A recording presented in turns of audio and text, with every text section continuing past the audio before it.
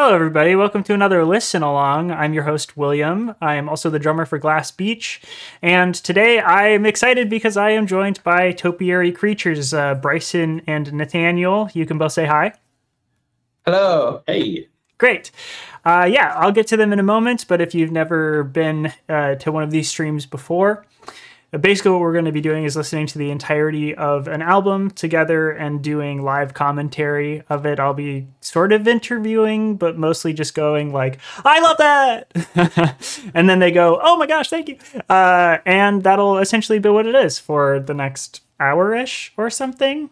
And I won't be playing the music live on stream, so let me get this image up here. First, usually I'll visit the band's website or Bandcamp. I could do that. I'll go to the window, but I don't have them pulled up for that. Generally, I would, but just so you can check it out. I'm going to encourage you to purchase the album. And do y'all have any merch? I didn't find any, did you? We do have a little bit of merch left on topiarycreatures.com. We'll be restocked hopefully soon. But yeah, there's some hats and some sweatshirts left, I think. Oh, hats and sweatshirts. Okay, cool. Yeah. I mean, Jonas, if you're able to add topiarycreatures.com to the !listen command, if you can do that, I would love that. So if you type !listen in the chat, if you're watching this on Twitch while we're doing this live, then the first link will bring you to their Bandcamp for topiary creatures, specifically for the album that we're listening to today. And then the second link is going to be the Spotify link to this album as well. So you can click it. Again, I won't be having the music live on stream. So you'll open a streaming service of your choice. It can be the Green Music app. It can be the Fruit with the bite taken out of it. It can be Deezer, whatever. Una, hey. Whatever you use. And then we will do a countdown, a 3, 2, 1, go. That wasn't it, but that is what it's going to sound like when I do it for real. And on go, you will hit play, and we should all be synced up, and it'll be a great time. So, and we're going to start to finish with the album. We won't be stopping, so...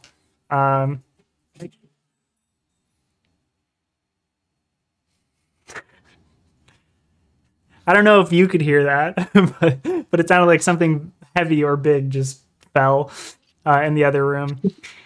And yeah, start to finish. So make sure you have, like, if you have smooth transitions turned on your app or whatever, turn those off. If you have shuffle on, I think you have to pay for the Green Music app in order to not have shuffle on. So... yeah, if they just figure out a way to listen to the album along with us, and we shall see. So, we got people here in the chat. I'm gonna take that image back down again now. Why don't I bring Bryson and Nathaniel in, and then I'll start saying hi to some people in the chat. That sound good to everybody? Here I go, and there you are. Hello. Hello, friends. Great. It's so wonderful to have you here. I'm a big fan of this album. So stoked to be here because we're a fan of your music too. Oh, it's cool. We have Twitch up on the other tab, so I'm switching back and forth. This is a cool graphic you made. I like it.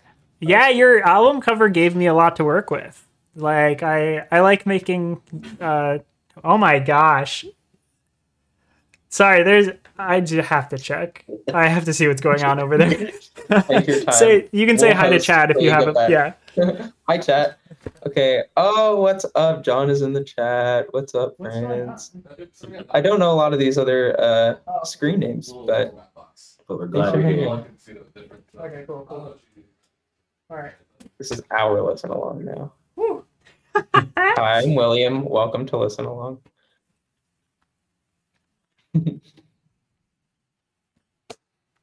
How did it go? It went well.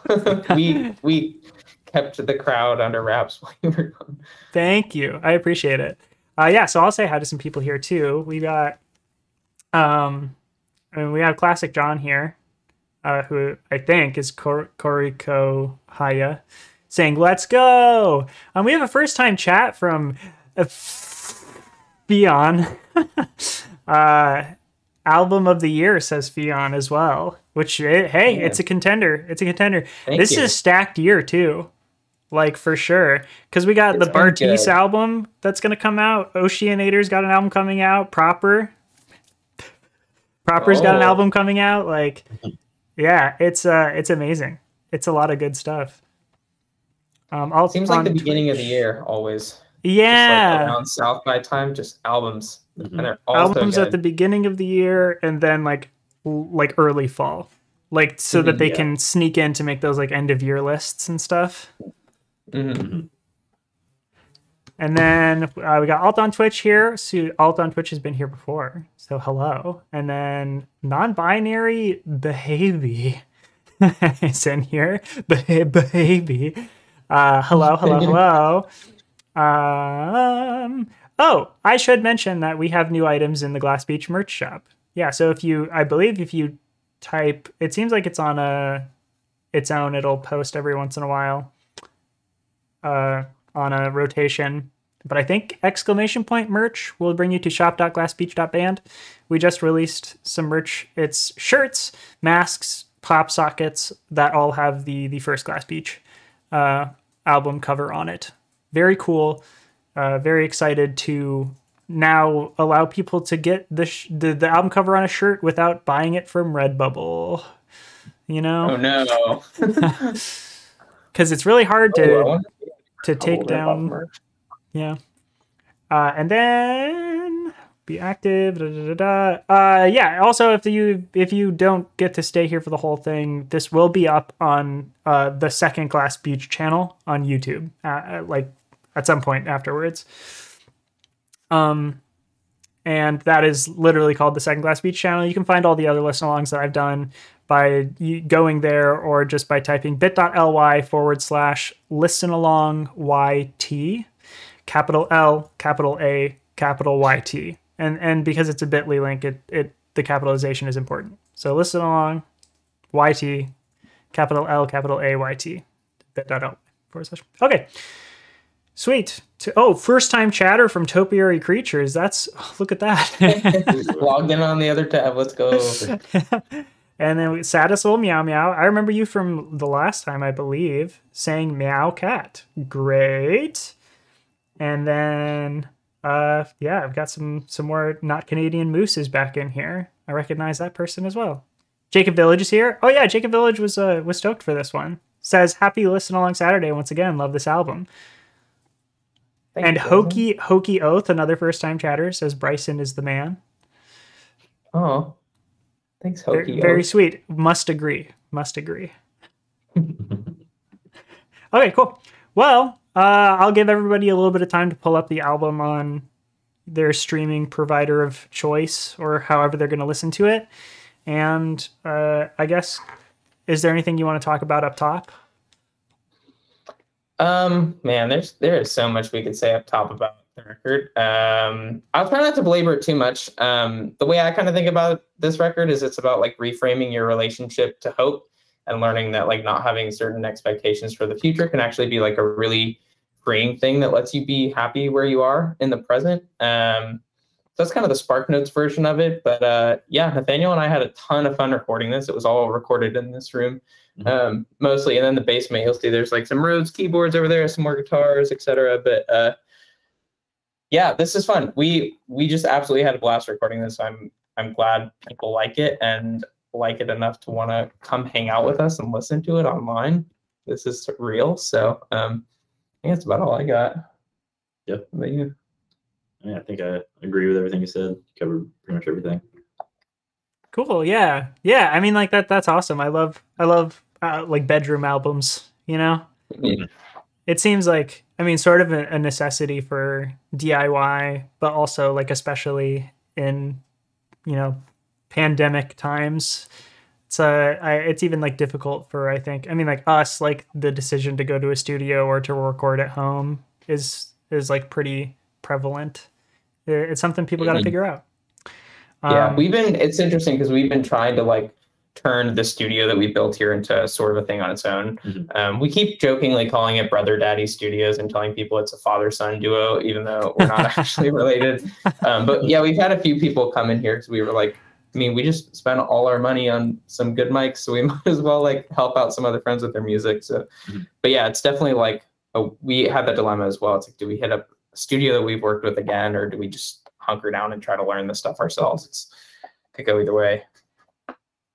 Yeah, the decision you made, it seems like the right one, because the record sounds great. Like, you did an amazing job. Thanks.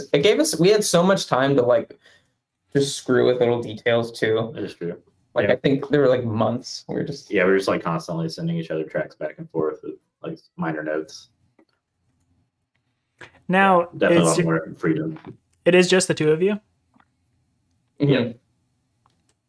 Yeah. Great. So I do, I guess for those who may not know in the chat, I do the drums and keys and vocals and a lot of the guitar, and then Nathaniel does the other half of the guitar and all the bass, and then we're both kind of like constantly bouncing ideas off each other, and like I think both of us co-producing is what gives the album the sound that it has. Because we're always like pushing each other and being like, no, what if you tried this chord? Like, we respect each other's like ability to play each other's instruments enough to where we can like kind of wear all the different hats. But yeah, it's just the two of us locking ourselves in this room and going crazy for a few months until something cool comes out of it. Yeah, that's awesome. I think I've given people enough time, hopefully.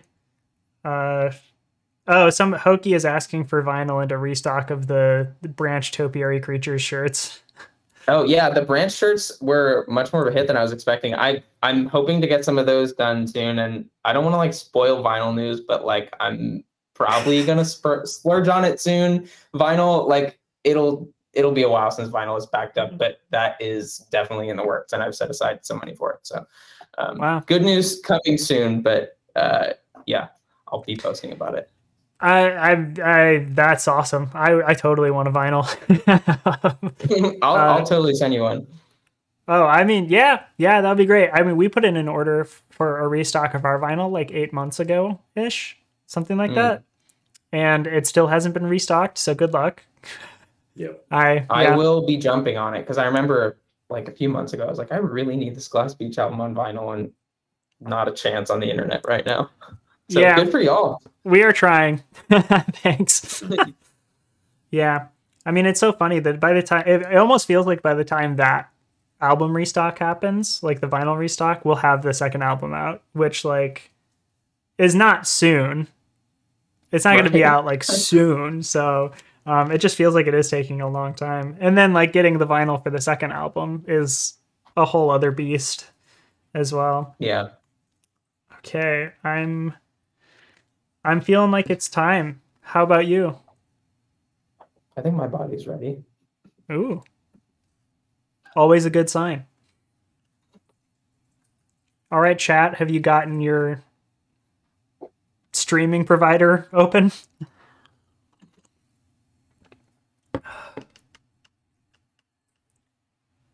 This is your last call. I think I've told you. Oh, good. topiarycreatures.com got added to the command. Yeah, so nice. Exclamation point listen in the chat. Yeah, we'll bring up the Bandcamp for this album, the Spotify for this album, and bring you to topiarycreatures.com. Heck yeah, awesome. Okay. Let me see what I can do here. If I just do this.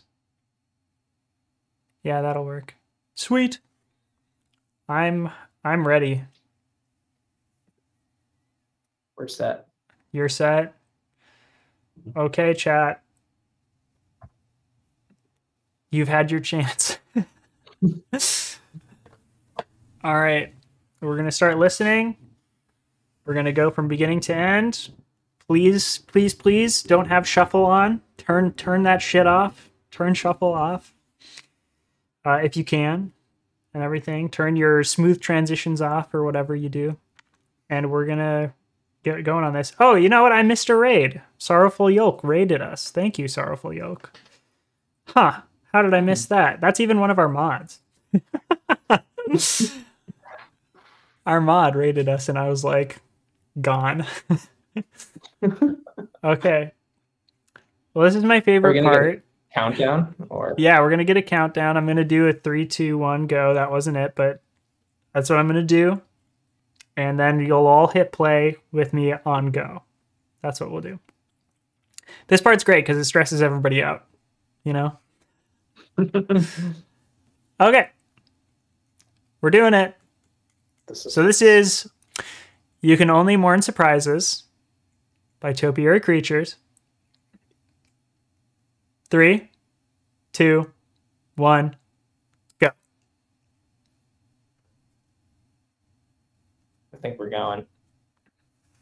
This is a Duncan Trussell sample for the people who have asked. Big fan of the Midnight Gospel.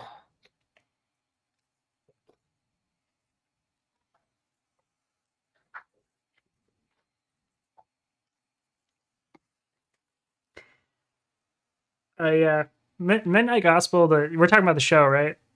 Mhm. yes. Yeah, I love that show. Yeah, because I knew I was writing this album about like kind of abandoning hope for the sake of your own like mental health, and there was that sound. One of the sound bites on one of the episodes was just like exactly perfect for it.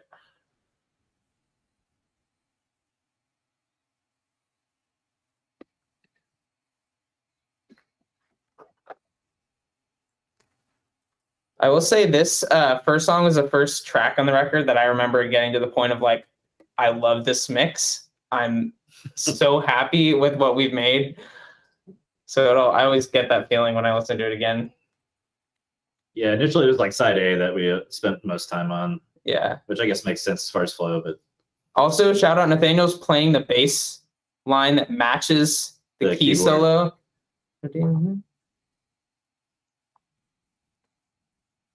It was like a joke at first. We were like, what do we put for bass here? And he's like, what if I just also played the solo? Yeah, we kept it in. yeah.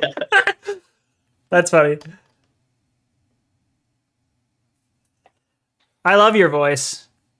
Thank you. I love your voice. You use it very well. This intro one's tricky because it gets up to like a high C, which like if we're ever gonna open a show with that, it's just gonna destroy my voice. So this is the one I'm scared of live. All out on an intro. That's why you got to do the My Chemical Romance route, like where Gerard Way just does the lower harmony, and then like the backup vocalist does the actual melody, because right, we'll make you hurt yourself. Yeah. Yeah, because they don't have to keep their voice quite as much.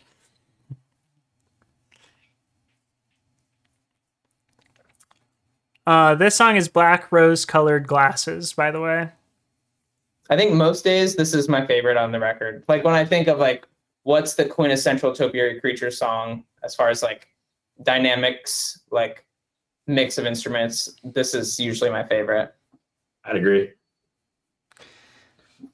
We got a Infinite Dog Years says, was September 9th, 2020 the first song written for the album? Oh, good question. It was the second or third. Juice Boxes was the first one written. I actually wrote Juice Boxes like the week I got back from recording the last record. So that one had been sitting around for a while. This chorus riff is obnoxiously good. It's way too good. Way too good. Oh, thank you. You got a lot of chiptune influence, by the way? Yeah. Oh, yeah. Big like Anna Managuchi fan. Mm-hmm. Always listening to like chiptuney indie game soundtracks. That's like huge inspiration for this record.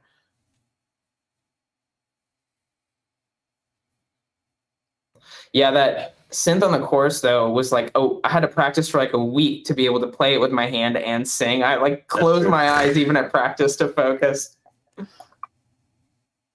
You got it though.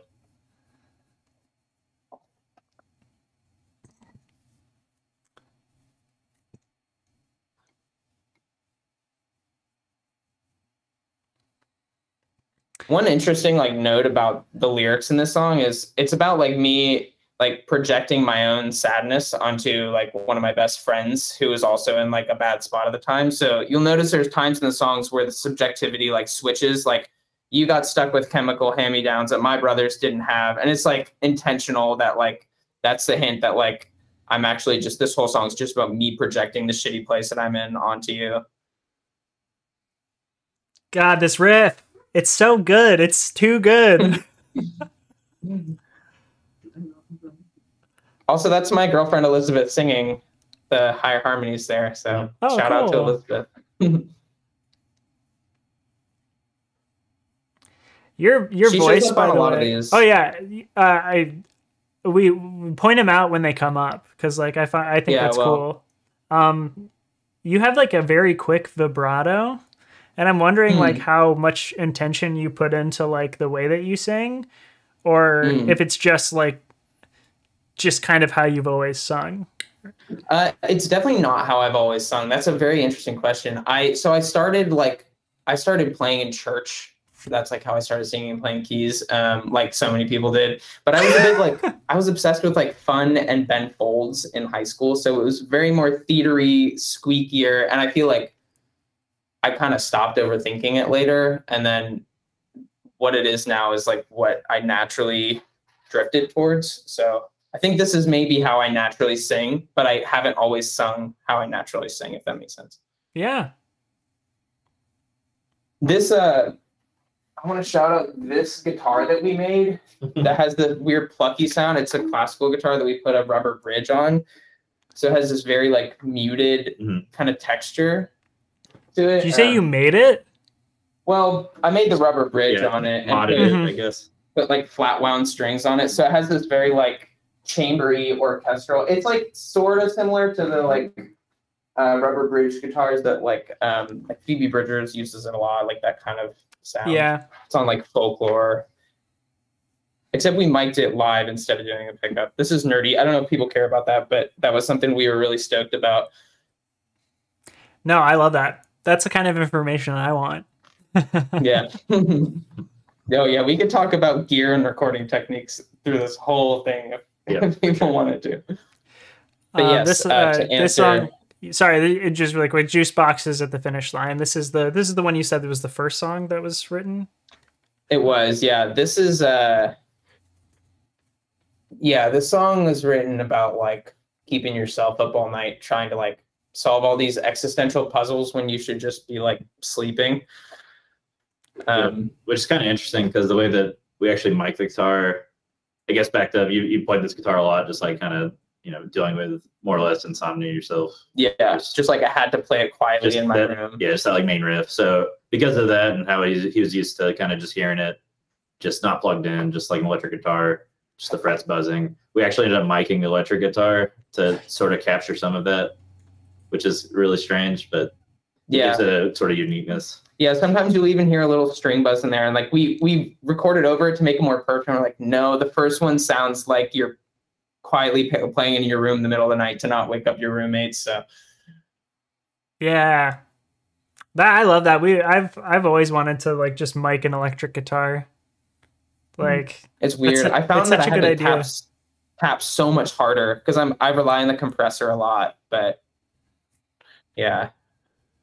Also, that little whistly, I'm going to shout out a bunch of instruments in this stream since they're on hand. Do it. That little whistly sound is this PSS9 Yamaha. It's literally a child's toy.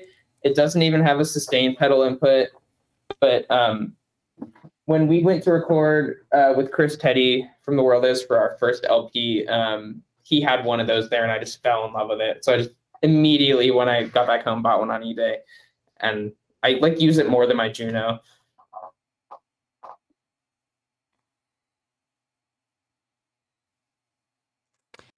Infinite Dog Years songs. Yeah. Were any Embering songs ever in contention for taupe creaturifying? Has all the deep cuts. That's Elizabeth again, by the way. Oh yeah. Yeah, God, her voice is so pretty. Yes, there were a few. There's a song called Waking Up that I've actually been playing with. A Embering song called Waking Up that I've been playing with, redoing because I really like the lyrics to that. And the bridge, the breakdown of Turin is like almost the same as the breakdown at the end of Halloween. So to answer your question, yeah, I used to like recycle songs so often because I think this was like the 11th album that I've made since I've been in high school, and for so long I'd recycle like there's a song called Placebo that I've had like 10 different versions of, and I'm like, I'm just gonna stop doing this. Like it gets cheesy after a while, just like covering or sampling myself. So I try not to do that, but to answer your question, yeah, we've taken a few cues from the old Embering stuff. Can I just say I love the triplet feel of that riff? By the Oh way, yes, I meant to point that out too. Yeah, Yeah. that's one of our favorites live too, because we drag it a ton. Do you play to backing tracks, by the way? Not currently, but we've been talking about it. Yeah, incorporating it just to keep some of the just fullness and richness to everything. Yeah, There's definitely a lot going on. yeah. Like our live setup right now is drummer, bass player. I switch between guitar and keys, and then we have another guitarist. So it's like we can get the gist of it, but as you can tell, we got so maximalist with this. So it's like we might as well, if we can, play the tracks. You know? Yeah, I really love a kind of maximalist approach, especially for like DIY. Kind of just giving your songs like everything you got. Yeah. Because I noticed that with like do a great job of that. Yeah, Hey I Love You does that like really really well. I mean, like we do that. It's sort of that I feel like it's kind of the difference between like a band like The Who and Queen. You know, The Who is like very we're gonna make it sound like what it would sound like if you came and saw us live, and a band like Queen is like, this is the record version. This is like what that's gonna sound like, and then when you hear it live, it is like a different experience. Yeah. That's true too. I mean, if you can't, like, isn't that like the beauty of recording, is like to add so much more stuff that you couldn't recreate like exactly live. I think it's fun. Also, this song is Sunburnt. I love the dynamic changes in this song. Very, very, very good.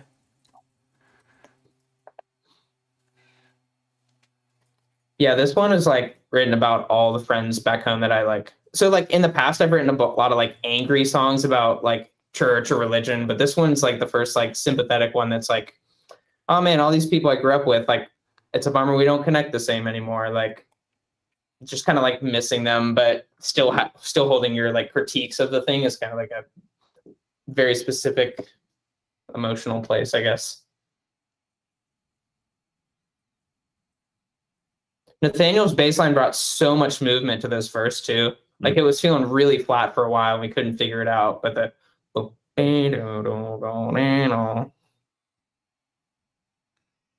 Harry Sharing 10 says, who made the album art? Looks really cool.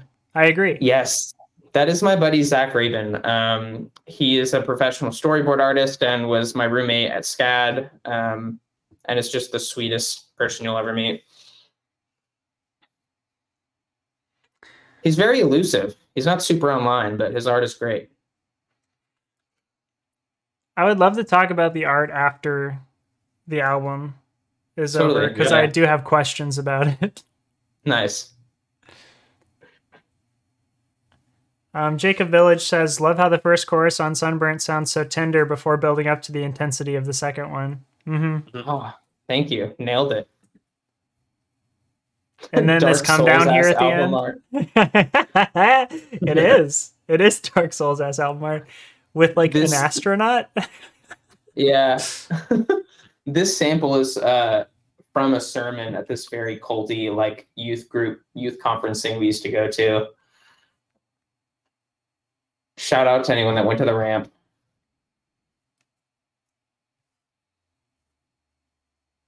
I would love to talk to you about like your religious upbringing, by the way, Bryson, because I have extremely religious parents.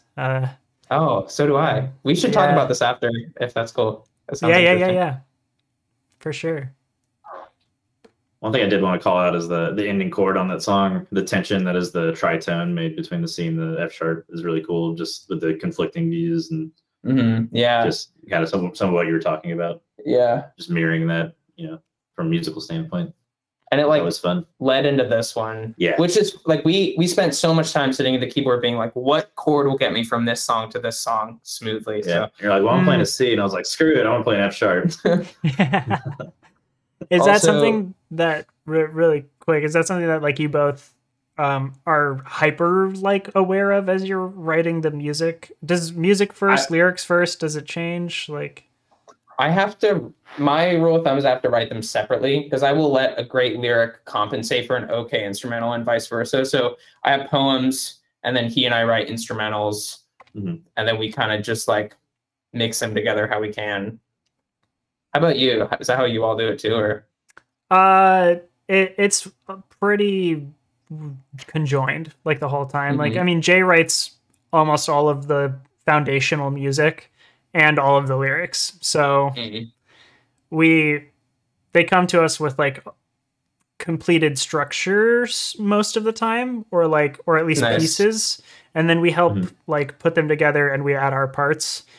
And sometimes they have ideas for parts and that kind of thing, but it seems it's all very like one-on-one. Nathaniel, you were going to say something about the like writing to the emotion of the song or whatever. Sorry. Yeah, if I- sorry to cut you off. Yeah. Oh no, yeah, that's what I was just talking about that for Sunburn. I mean, I guess we kind of do that here and there throughout the album. Like this song, for instance, this is Fog, and so it just has a very hazy sort of sound between like the sort of droning bass line and then the synth in the background that's kind of arpeggiating this sort of just fogginess. And I love how it's like weaseling in and out of tune. Yeah, Yeah, like exactly. leaning on the detuner on and off there. Yeah.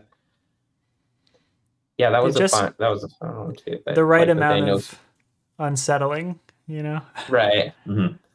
And then interesting kind of, so that was the flip between side A and side B right there. Yep. And we made a very conscious effort to be like, the first half of this record is like the like negative interpretation of the line, you can only mourn surprises. And the second half is like learning to understand like the more optimistic way in which you could hear the album title.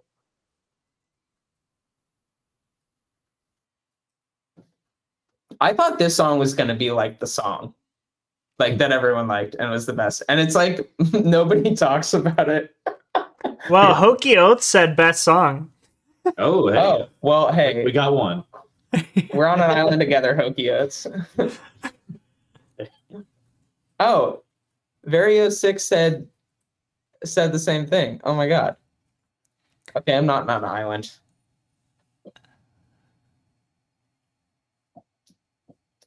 That synth sound for the ba-na-na-na-na took me so long to figure out what to do too. I think we ended up having like a music box layered in there was what it needed that we couldn't find. Also, I'm sure a lot of people know, but this song is about the fires in San Francisco that happened in 2020, where it was like the sky was orange mixed with the pollution and like the pandemic. Just felt super dystopian.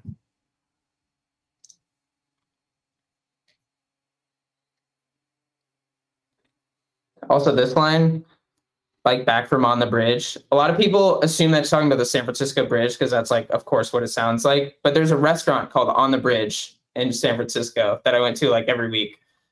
And I gave them a shout out and they like keep tweeting about it. It's really cute. Oh. So if you're in San Francisco, go to On the Bridge and tell them Topiary Creatures sent you.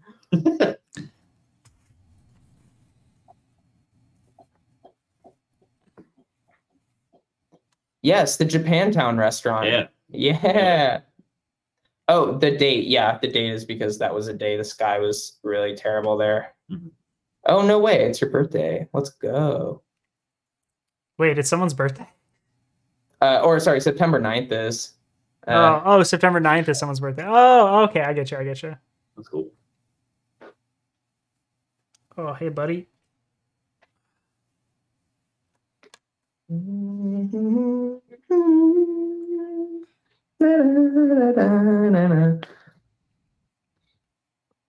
This is like the hint that I did a little musical theater with all the background Oz.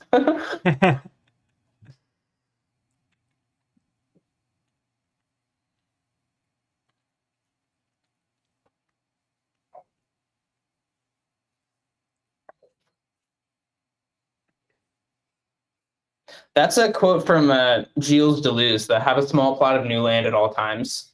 It's kind of become like my mantra for the last year or so. Also, don't know if anybody listens to a lot of My Chemical Romance, but this little ba-da-da-da-da on the keys is so, it's like such a ripoff of Sleep. Ba-na-na-na-na. I didn't realize until later. I was like, oh, that's exactly what that is. Oh, well.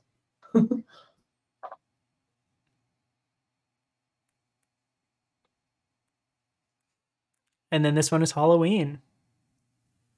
The amount of times we almost cut this song just for it being structurally weird. Yep. But I'm glad we didn't, because like I felt like the lyrics are important to the flow of the record. And a lot of people have said this is actually their favorite song. So. Oh yeah, second best song. Yeah, see, there you go. Yeah.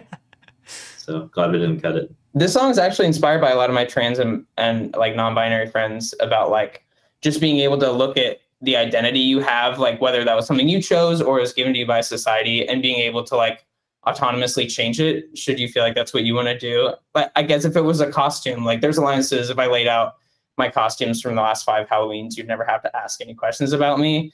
And it's kind of like it implies that there is a you underneath identity, and that's all you really need to be worrying about. So I don't know. I just like was really inspired by friends that go through that transition or, you know, wrestle with that. So I was thinking about that a lot when I wrote this song. Yeah, I really like that line that you just said. Yeah.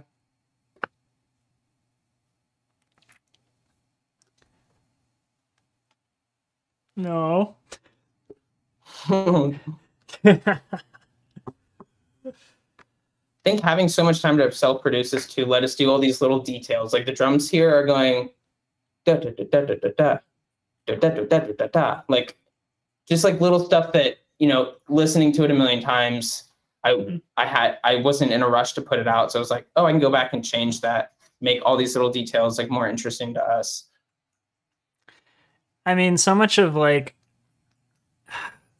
we wrote and produced and like released our first album, and funnily enough before the pandemic, like essentially in isolation, just because we just did it, like nobody knew who we were and we were just doing that. And we didn't really play shows because nobody wanted us to, for the most part. Like, no one was like, please play shows. But then we started playing. We did like a tiny little West Coast tour right after releasing it, re-releasing it with Run for Cover. And we were playing the song so much that we were like finding changes and things that we actually like would have liked to have done for the album. And we were like, oh gosh, so for this like album, we're like, we have to play the songs. Like we have to do them like live but now touring is really hard. So yeah.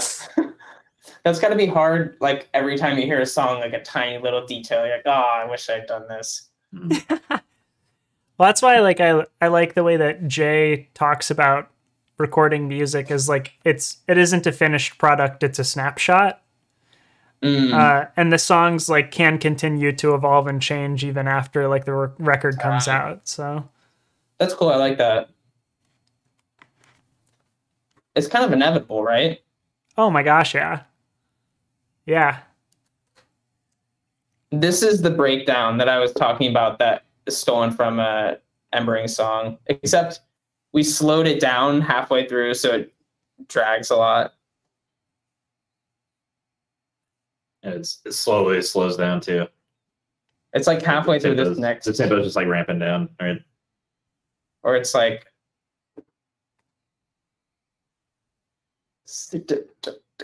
Yeah. It's subtle, but like. I'm not saying it's Nintendo core, but it's not Nintendo core.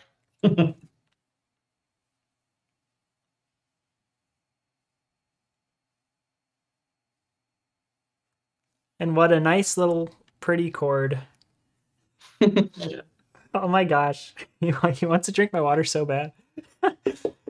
It's definitely yeah. The other song that I constantly argue in my head as being my favorite one between Black Rose Colored Glasses and this song, Water Bottle Sucky. Sorry, what were you going to ask? I was going to ask Nathaniel what tuning you play in for bass. For bass, really standard usually. Some of his, like from the last record, when we play some of those songs, I might have to drop to like an E flat on the lower string, but I usually just keep it in standard. Or you play 4-string? Yeah, 4-string typically. But Cool. I do have like a MXR Deluxe Octave pedal that I use to get some of those lower growls. That's what I was wondering. It's about. really, it's fun to watch live, just like going crazy tapping it. Yeah.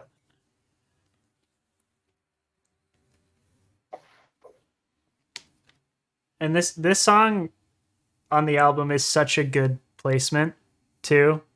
Thank you. Mhm. After so much like really, kind of giving it to you, it's like it Yep. gives you a little moment to soak in pretty much everything you just heard. Mm. We were thinking it'd be funny to make like merch water bottles that said sake on them. Yeah. Be a fun like short run thing to do.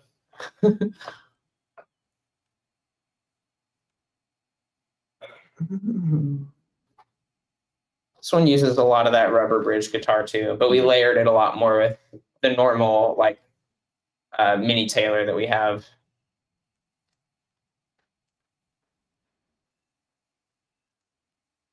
Yeah, the acoustics sound so good.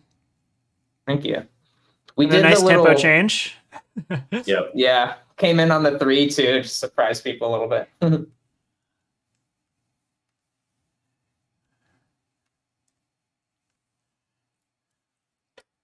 I think this part of the end we had like over 12 guitars at a time for parts of it, just like unnecessary. There's a Manchester Orchestra album that they did that a lot, which is what was in my mind. I think it's with the Cope. They have a song called Top Notch, and the guitars are just this wall. And I remember Andy Hull saying that they had like 10 plus guitars going. So that's what we were trying to do here.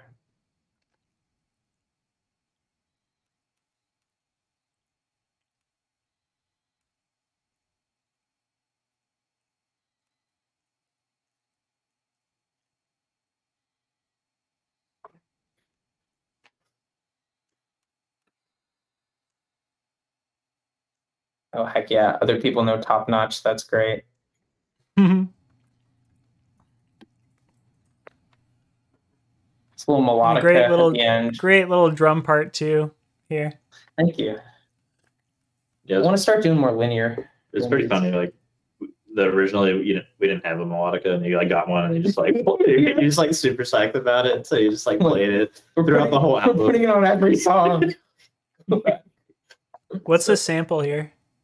It's from Paprika, the Satoshi Kon film that this track is named after. Because the movie is this one big metaphor of like having to find the balance between reality and your dream world. And there's a sample at the beginning and end that are of like characters like essentially arguing over that point.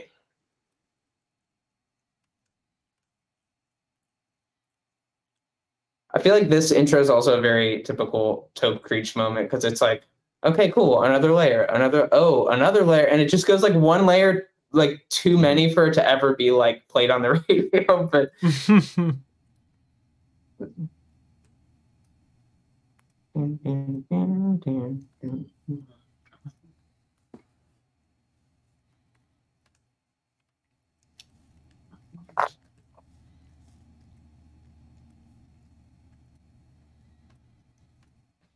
every time I hear this verse, we had like a take of the vocals that was just this obnoxious Tom DeLonge impression, and every time I hear it, that's what I hear now. For the I've got. This was an interesting part because this used to be just like on the click, me and keys, and it just sounded so like expected. So I was like, first take, I'm taking the little keyboard out on my back porch, and we're gonna get like the birds and like just the ambient sounds to make it feel like a quiet realization. Screen door open and closing. Yeah. Screech of a hinge. And I'm glad I told myself it had to be the first take, so I couldn't like go back and try to fix that little part that's pitchy or.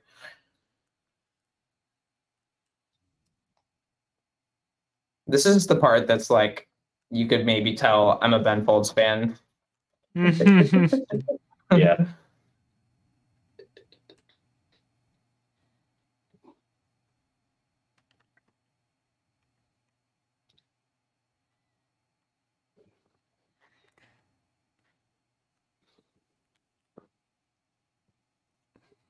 Yeah, I guess another little anecdote about the album title. I think the way I originally wrote it was like a pouty thing. Like, you can only mourn surprises. It's an excuse to never expect anything good because bad things keep happening. Grumble, grumble, grumble.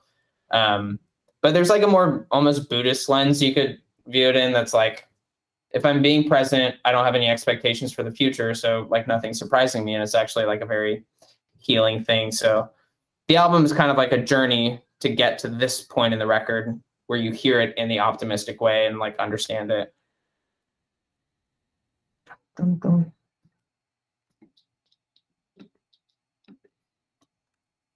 So you like Anamanaguchi, huh?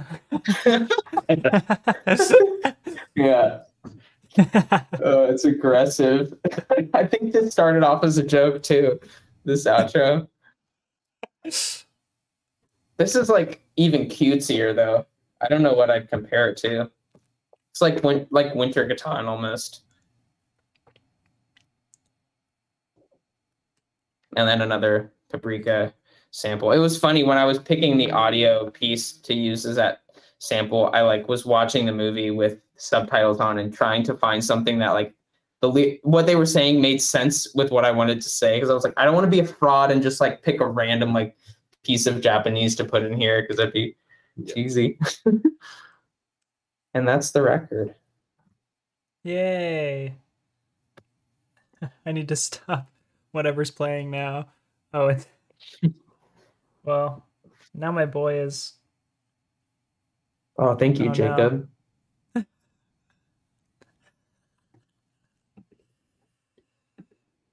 Yeah. Well, that was great. Here, let me see if I can pause the record really quick, like this now, because I've got an autoplay going on. So thank you all for listening and hanging. It's honestly surreal that everyone in the chat wants to use their Saturday for this. It means a ton. Yeah, thank you so much for being here, like both of you. And Nathaniel, I'm so glad you could make it. Yeah, me too. Yeah, it's good. He was traveling for work, so I wasn't sure if he'd be back, but worked out great. Timing worked out perfect. Okay, so let's talk about the album art, if you don't mind. Yes.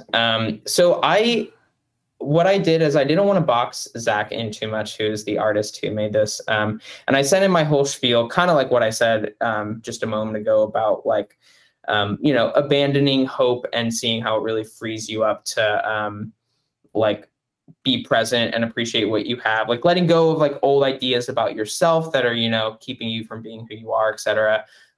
So I kind of just ranted to him in an email, and I said, like, I'm not going to try to box you in too much. Like, how do you interpret that? I love your art style. I trust you. And he sent me back, like, it's absurd. Like, the alt album covers that I want to, like, do something with is insane. Because he sent me these, like, 10 thumbnails, and they all had, like, a little blurb about, like, here's what I think it means. Here's, like, why I'm using this color. And they were all gorgeous. But this one really just, like, jumped out at me. So I think his idea, I don't want to, like, use exact words for him, but it was kind of like these travelers who are clearly, like, from different parts of the, the universe or whatever, they're like having a funeral for this thing. And you could tell that it's a very like a sacred, like it's a serious moment. And even though it's sad, they're clearly burying something. Like everything else around them, like the colors are telling you like, this is a good burying. Like they're like, it just feels hopeful when you look at it. And it's funny because when I originally gave him the brief, I was like, I'm thinking like a dark hazy blue with like little bits of red or green. And then when I saw this, I'm like, no, that subject matter, like that's exactly the color it needs to be. So his way of interpreting this is like a happy, like funeral for like an old version of yourself that you were dragging around. It's just beautiful. He's such a talented artist. Yeah, that's amazing.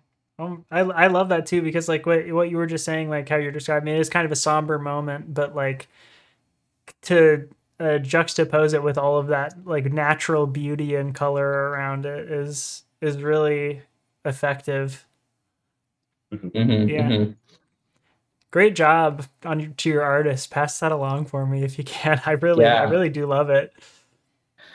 Yeah, I'll let him know. I definitely want to work together with him in the future. Like I know how like Circus Survive always uses like Esau Andrews. It'd be so cool if that was like a thing going forward. I could always get Zach to interpret the album art in this style.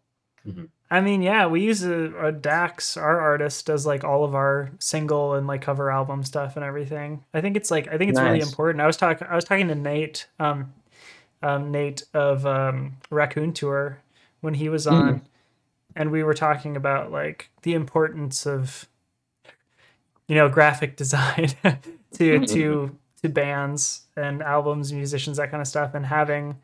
I mean, it doesn't necessarily have to be cohesive in the sense of like everything has to go together, but like having an artist you can work with that can really expand on your own vision is so important. Totally. Yeah, Yeah. it's crazy. And it's funny because I like what pays the bills for me is I do creative work for an ad agency. So I'm always thinking of this kind of stuff like branding and whatnot. But it was, I think for my own music, I had to separate myself from it because I was like, I don't want to just do the like, it's easy to think like, oh, I could do my own album art. But I'm glad I opted to work with someone who like actually can illustrate, not just like my dumb little doodles. Well, yeah. I mean, it's an amazing album cover. I have a question. Whose idea was it to put like the like topiary creatures logo or whatever on it, and put the album like title on it as well? Because oftentimes like that won't even be on the front of album covers. Right. Yeah. And that's usually a soapbox that I'm on. And you can tell from our last record, it didn't have any of the writing on the image. And it was this weird thing to where so much of this record is about the contrast of like hope and like letting go of something. And whenever I saw it with the typography on there, I feel like the typography just communicates so much of the, like helps communicate the paradox of it. Having like this very nice formal Miss Eve's font at the bottom and then having the kind of metal one, but it's still surrounded by happy stuff. It just kind of like, it doubles down on like the feeling I was wanting. So it's funny you say that because in my mind, objectively, I'm like, no, you shouldn't write stuff on the album cover with the thumbnail. It's always going to be next to the title. But yeah, something about having the typography on there totally helped me. Yeah. Yeah. I mean, I like it. I think it's effective, and like the album cover as it is like evocative enough that it does like draw you in. It's interesting, and because you sort of made the type font for Topiary Creatures a little hard to read, and it's like small, and then the album title is like even smaller, and the way that it's spaced out, it's like it's all very intentional. It doesn't feel like it's like, oh, we got to slap this sticker on there so people know what this is. Yeah. Right. Well, thanks. I'd love to hear what you had mentioned about your upbringing with, did you start playing music in like worship bands and stuff too? Is that how you got your start, or you just kind of come from that family? I didn't.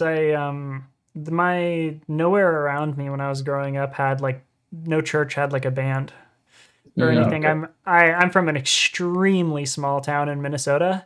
So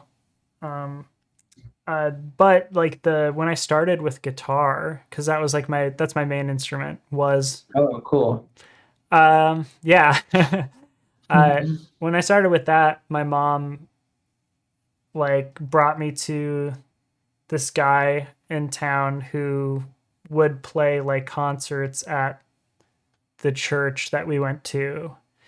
And he was just like he would like sing like hymns and stuff, but he was really, really a very good, like soft finger picking, like guitarist. Nice. And yeah, and she wanted me to take lessons with him. And I just like, at the time I was like, no, I want to play fucking rock, mom. Like, I don't want to learn this stuff and whatever. And he was like, this is an E chord. And I was like, show me how to shred. It wasn't really like that, but yeah, I just, I don't think I was like devoted enough at the time. And I do think I had like, an aversion to learning from like a church guy. So that's like the only music relation I have necessarily in a sense, but I just like have a really, really religious upbringing. And so hearing you talk about like how involved kind of the church was and you being where you are now and everything, I was like interested just to hear your faith journey, you know? Yeah. That's really funny. Yeah. I feel like a lot of my friends, especially those who are in music now, like didn't get as deep into it. It's maybe like, we went to youth group for a second, then kept doing the band thing. I was like a worship leader was like my thing, like up until I went to college too.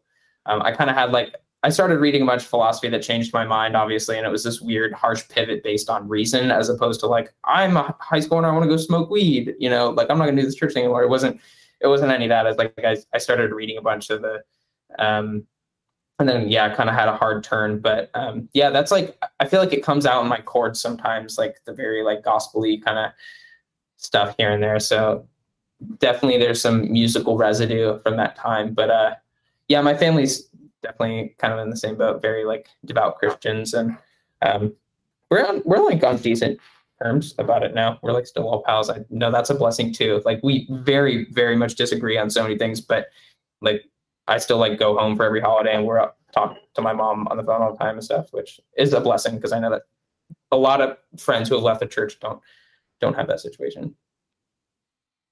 Yeah. What about you, Nathaniel?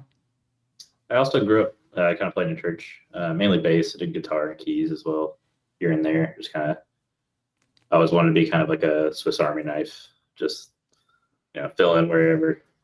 And then kind of in college, I kind of stopped doing that as much, and I was in an R&B pop band for a little bit, just kind of very different. And then I was also in like some like country southern rock bands, also just Nashville flavor, I guess. But I don't know, it's neat just playing all those different genres, because in some songs, like Fog, for instance, the bass line isn't your like typical sort of like punk sort of sound. Yeah, it helps having your different perspectives on it for sure. Yep. Yeah. So that's kind of my journey musically, I guess. I'll have to send you, William, some of the timbering. I mean, not to like go back to old band things, please. But there's a few. I feel like I processed most of that journey in some of the old albums I made with my band Embering. I definitely don't sound as good on those records. A lot of them are MIDI drums. It's like typical DIY stuff. But I might send you a track or two if you're interested. Kind of. I would love that. Yeah. Better that I could hear. Yeah. Yeah, please do. Yeah. Did you ever hear any of the chloroform playset stuff? No, that's another project Nathaniel and I did. It's like kind of a Dreamo project. Chloroform playset is what it was called. I think it's on Bandcamp still. Wow. Chloroform playset? Yeah, actually, you might be into that because I know you all do a lot of synthy kind of stuff. It's like, it's kind of like if you took like Lydia Copeland style indie rock and just made it way more synthy. Okay. Yeah. Yeah, we should show. I mean, anything you got. Yeah. Anything you got, I'd love to hear. I mean, are either of you working on other projects right now other than Topiary Creatures, or is this like the main gig at the moment? Kind of the main gig. Yeah. As Bryson mentioned, we in like our little studio thing that we're working on, we've helped people from more of a recording dynamic. Mm-hmm. As far as like our own projects. Yeah, like an album we produced just came out, or an EP we produced just came out yesterday from my friend who goes by Mary Grave. That's kind of like Celtic sad girl indie rock. So like we'll go through phases of like this week we're helping our friend record this, and I think that's nice too because when we come back to Topiary Creatures, like what was all our favorite stuff we did there, and let's bring it to write new songs. So. Yeah, that's awesome. Can you formally plug that EP really quick? Yeah, so it's Mary Grave is the name of the EP. It's my dear friend Mary Grace. She's like a singer-songwriter in Pennsylvania, and it's interesting. It's 3 tracks. They're all very different. The first one's kind of like straightforward indie rock. The next one's called Orion's Belt. If I had to recommend one track, it'd be Orion's Belt. It's very ethereal, very. You'll maybe hear like bits of similar synths that are in that record that are in our record, but she's got a really unique voice. So I would definitely recommend checking that out. Hell yeah. Thank you, Classic John. Just put it in the chat. This is marygrave.bandcamp.com. There it is. There it is. Okay, cool. I mean, that's great because we've been talking about wanting to do that kind of thing too. We've like had this idea for a essentially like a recording studio or whatever, like multimedia like studio to help bands. And because I do video work, and then Jay and Lane are both like, Lane is like went to school for audio engineering, and nice. He really knows what he's doing. And Jay is like an extremely prolific, like self-taught engineer and, you know, producer. So they both together get a lot of really great work done. And I mean, like, yeah, I make music videos and that kind of thing. And I can shoot like promo videos and all sorts of stuff, photography or whatever. So we've talked about wanting to, I don't know, like some sort of like an artist co-op kind of thing or something where we could like have our services available. Yeah. You all would do so well at that because I'm sure you know so many people from doing this, from touring, and just from like other friends who listen to your music. Like, you probably wouldn't have to advertise at all. Like, people would just want to come work with y'all. I mean, yeah, that would be cool. That would be cool. It is hard right now still, like pandemic wise, because like no one in our household has gotten COVID, and we've been really careful the whole like time. We're nice. Yeah, we're mostly isolated still for the most part. Like we did our US tour, which thankfully we all got through without any like hiccups or anything.